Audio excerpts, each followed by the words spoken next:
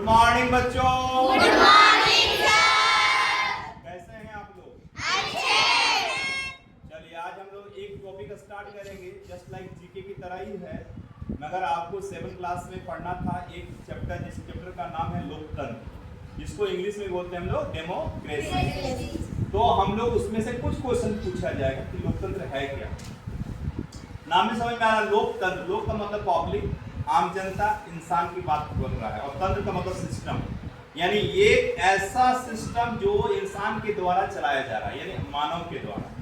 और आप बोर्ड में देख रहे होंगे कि एक क्वेश्चन मैंने आपसे पूछा था कि अमेरिका के राष्ट्रपति अब्राहम लिंकन के द्वारा क्या कहा गया था, क्या स्टेटमेंट था। तो यहाँ पर ऑलरेडी आप आंसर भी दिए हैं कि सरकार जनता की, जनता द्वारा और जनता के लिए। मतलब समझो कि जो भी सरकार बनी है भारत में, जो की सरकार है, गवर्नमेंट जिसकी होती है, वो किसी के द्वारा ही चुन के आते हैं ना।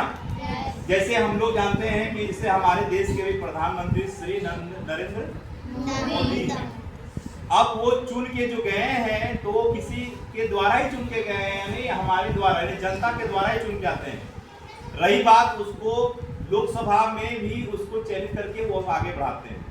हम आपको बताएंगे कि जो यहाँ पर आप देख रहे होंगे इंग्लिश में उसी को बताया कि of the people, by the people और फॉर द पीपल। मतलब उसी को बोल रहे हैं जनता की, जनता द्वारा और जनता यानी जनता ही क्या होता है, आपका स्वरमान्य होता है, यानी बहुत बड़ा होता है। सरकार छोटी होती है, जनता बड़े होते हैं। कोई पूछेगा कौन मालिक होता है, तो जनता मालिक होती है। सरकार तो उसके अनुरूप काम करेगी, नहीं, पब्लिक के लिए है सरकार। अब कोई पूछेगा कि भैया संसद में कितने सदन होते हैं? कितने? 2 सदन होते हैं। आप एक बार घुमा दीजिए, देखिएगा, सबको घुमा दीजिए कि संसद में कितने सदन होते हैं। तो संसद में 2 सदन होते हैं। कौन कौन? एक लोकसभा, दूसरा राज्यसभा। अब हम लोग जानेंगे लोकसभा राज्यसभा के बारे में। तो उसके पहले हम लोग जानेंगे कि लोकसभा भी एक प्रकार का सदन, सदन मतलब घर, हाउस। तो हम लोग क्या बोलते हैं? हाउस। संसद को क्या इंग्लिश में बोलते हैं? पार्लियामेंट। क्या बोलते हैं? पार्लियामेंट। पार्लियामेंट कहाँ है? दिल्ली में। हाँ, नई दिल्ली। एक नई दिल्ली है, एक पुरानी दिल्ली है। तो नई दिल्ली में ही लाल किला है और उस जगह पर ही आपका संसद भवन है ना। हाँ, कभी जाने का मौका मिलेगा तो आप संसद भवन जाएंगे। तो संसद भवन जो है, संसद भवन में 2 प्रकार के भवन हैं। मतलब जैसे हम लोग यहाँ पर देख रहे हैं, एक रूम है, उस तरह का 2 घर बड़े बड़े हैं, ऐसे छोटे छोटे नहीं है। और यहाँ पर सीटों की संख्या, लोकसभा में सीटों की संख्या कितनी है? 543।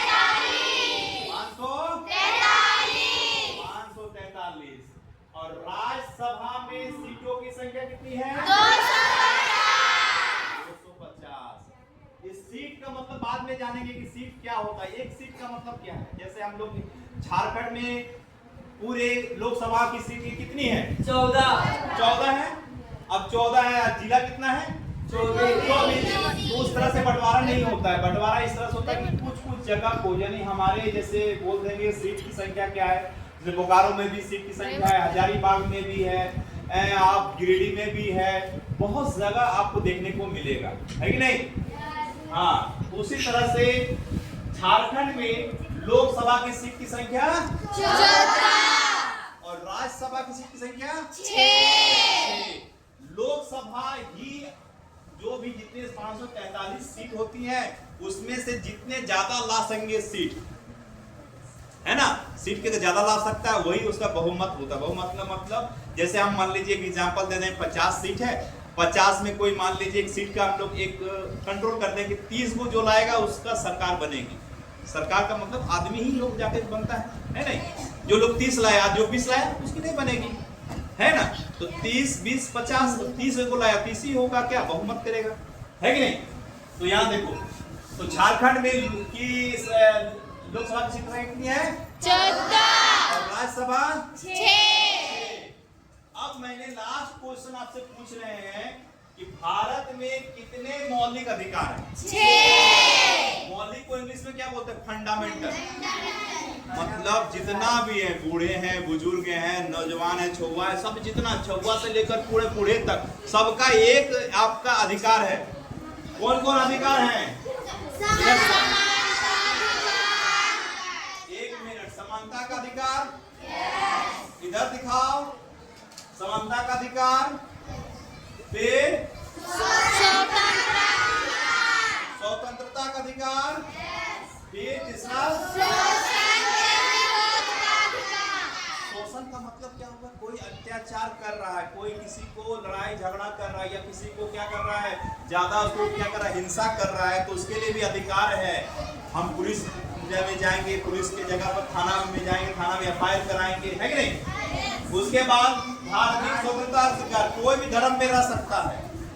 पांचवा क्या है? सांस्कृतिक और शैक्षिक अधिकार, मतलब शिक्षा का अधिकार भी दिया गया है कि आप शिक्षा कहीं से हासिल कर सकते हैं। और लास्ट क्या है? संवैधानिक उपचार का अधिकार, यानी संविधान जो बना है। अच्छा, संविधान के जनक किसे कहा जाता है? डॉक्टर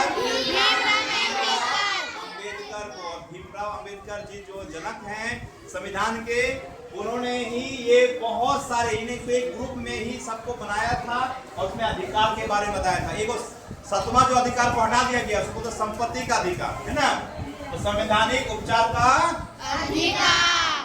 यही चीज को आप नेक्स्ट क्लास में भी हम लोग थोड़ा थोड़ा पढ़ेंगे। आज के लिए वीडियो को इतने ही रखो।